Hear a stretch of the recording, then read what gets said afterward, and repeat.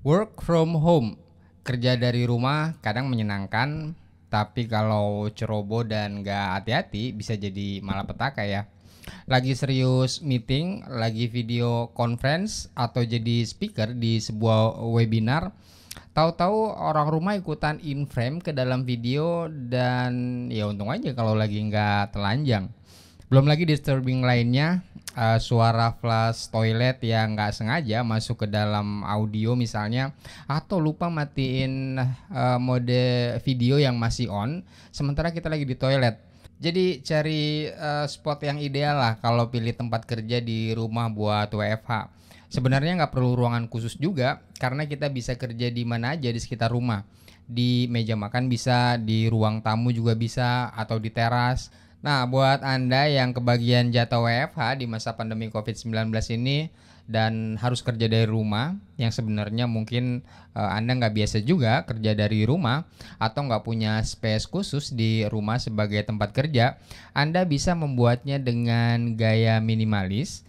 Anda cuma butuh space 1,5 meter kali 1,5 meter untuk bisa bikin working space di pojokan rumah misalnya, dan selebihnya maksimalkan audio, visual, dan tentunya kenyamanan tempat kerja Anda. Ini biar pekerjaan Anda lebih efektif, efisien, nggak banyak gangguannya, dan secara visual bisa nampak lebih profesional. Kayak apa modelnya? Kita ngopi dulu.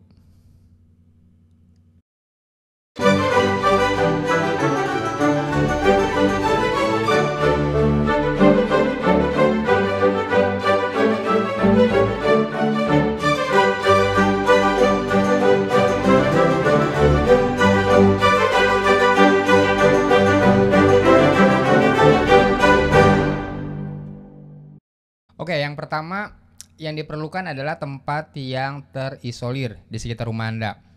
Bukan di dapur, karena nanti suara minyak goreng mertua Anda yang lagi goreng ikan bisa bocor ke mikrofon kalau Anda lagi meeting.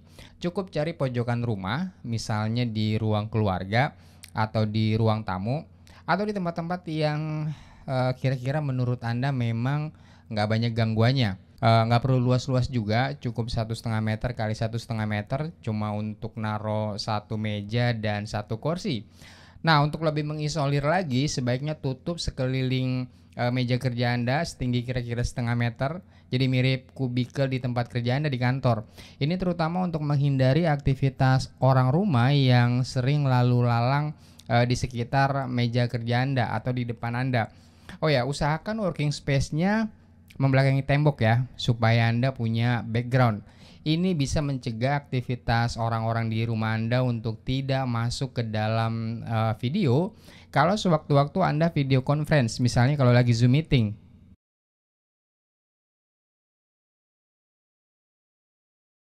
Berikutnya lighting. Jangan biarkan mata Anda pedih karena bekerja di tempat yang kurang cahaya. Dalam sistem penerangan di rumah, biasanya satu ruangan itu cukup dikasih satu lampu. Ini pada umumnya ya.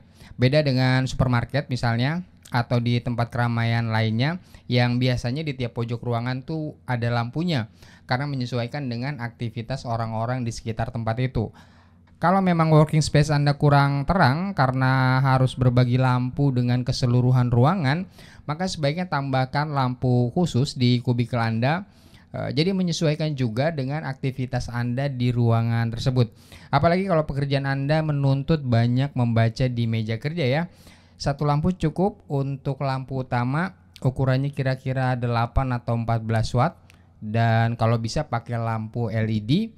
Oh ya, Anda juga bisa menambahkan fill light atau lampu tambahan yang lebih redup, dan bisa juga yang lampu warna, misalnya lampu RGB. Ini nggak penting-penting banget sih sebenarnya, cuma tambahan aja untuk meningkatkan mood kerja. Misalnya Anda bisa menambahkan lampu dengan warna yang warm, atau pakai LED yang RGB atau LED strip untuk membuat suasana meja kerja Anda di rumah jadi lebih hidup.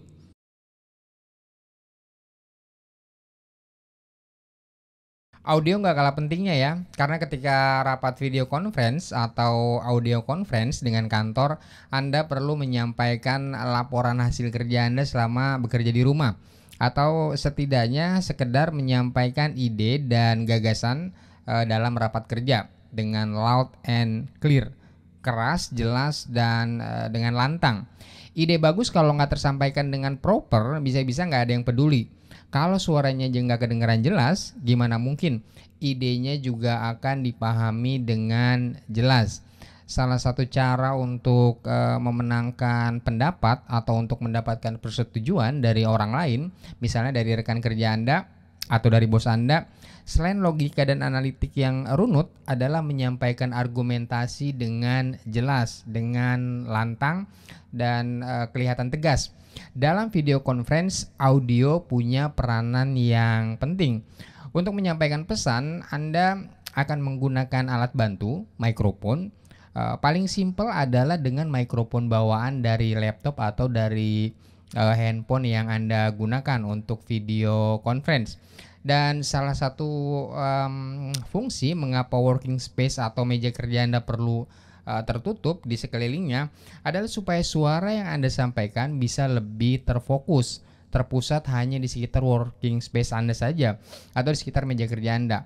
Jadi suara pesan yang Anda sampaikan nggak kebuang keluar dari area meja kerja, dan suaranya juga jadi lebih tebal, dan itu akan membuat suara Anda terdengar lebih keras dan lantang. Dan untuk mengurangi gema dari suara yang disampaikan supaya suaranya lebih bulat dan lebih clear di sekitar working space Anda bisa menggunakan penutup meja kerja atau kubikel Anda dengan peredam suara atau damper sound. Yang sederhana bentuknya busa dengan permukaan yang berkontur, contohnya seperti ini. Di Tokopedia ini harganya cukup murah ya. Dengan Rp100.000 Anda bisa mendapatkan damper sound ini dengan ukuran 1x2 meter, bisa menutupi sebagian dari meja kerja Anda setinggi kira-kira setengah meter.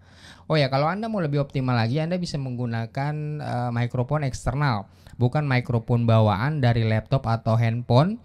Mikrofon eksternal ini bisa pakai mic yang ada di earphone yang biasa Anda gunakan atau mic di headphone.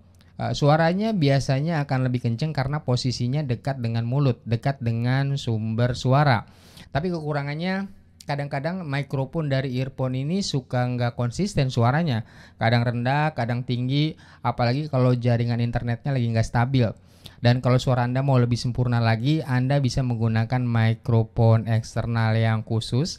Mic ini suaranya lebih konsisten kalau dibandingkan dengan mic yang nyatu dengan earphone, karena memang didesain khusus untuk menyampaikan pesan suara. Untuk mic kondensor seperti ini harganya cukup murah. Di Tokopedia harganya sekitar 200 ribuan. Itu juga udah sama stand mic-nya. Atau Anda juga bisa menggunakan mikrofon dynamic merek Rode seperti ini untuk mendapatkan suara yang pastinya lebih seru lagi. Tapi ya gitu deh, harganya bisa 1,5 juta sendiri. Tapi pilihan mikrofon lain juga ada banyak kok.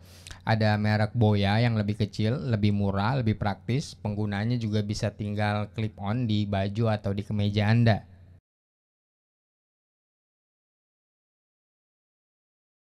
Membuka kamera video di rumah, entah di handphone atau di laptop, dan menayangkannya secara live di video conference atau webinar, itu sama seperti menyiarkan isi rumah Anda ke seluruh dunia. Dan kita tahu bahwa rumah kita adalah tempat yang paling personal buat kita. So perlu ada treatment khusus supaya aktivitas personal di rumah nggak bocor di video saat kita sedang video conference dengan kantor, atau saat kita sedang membawakan presentasi di sebuah webinar.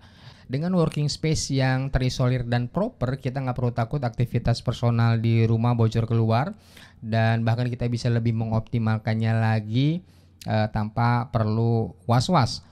Optimalisasi tampilan ini di video kadang-kadang perlu untuk menampilkan suasana yang lebih profesional. Sama seperti ketika kita di kantor juga ingin terlihat lebih profesional dan proper, bukan cuma hasil kerjanya aja, tapi juga secara penampilan. Visualisasi yang proper bisa kita bangun secara artifisial di dalam video pada saat kita meeting di video conference atau webinar. Pertama yang paling penting adalah background. Pastikan background video Anda bukan kamar mandi ya. Anda bisa menggunakan tembok rumah sebagai background dengan sedikit hiasan, misalnya lukisan atau dengan gambar, atau cukup pakai gorden. Ya kira-kira sama lah seperti di kantor di mana backgroundnya adalah tembok dan jelas bukan toilet kantor. Oh ya, untuk membangun suasana yang lebih profesional, Anda juga perlu memperhatikan kamera yang digunakan. Paling simpel bisa pakai kamera bawaan dari laptop atau handphone yang digunakan untuk meeting. Tapi kamera-kamera ini biasanya punya kemampuan yang terbatas ya, terutama dari segi pikselnya, kurang bisa dimodifikasi juga. Kalau kamera handphone mungkin lebih baik, tapi kamera laptop kadang-kadang kurang optimal. Kadang-kadang suka patah-patah, apalagi kalau koneksi internetnya lagi nggak stabil. Untuk optimalisasinya Anda bisa menambahkan webcam eksternal seperti misalnya webcam Logitech C930E ini. Di Tokopedia harganya 2 jutaan. Tapi kalau ini dirasa agak mahal, Anda bisa menggunakan seri Logitech atau merek lainnya yang lebih murah, yang harganya di bawah 500.000 juga cukup banyak di Tokopedia.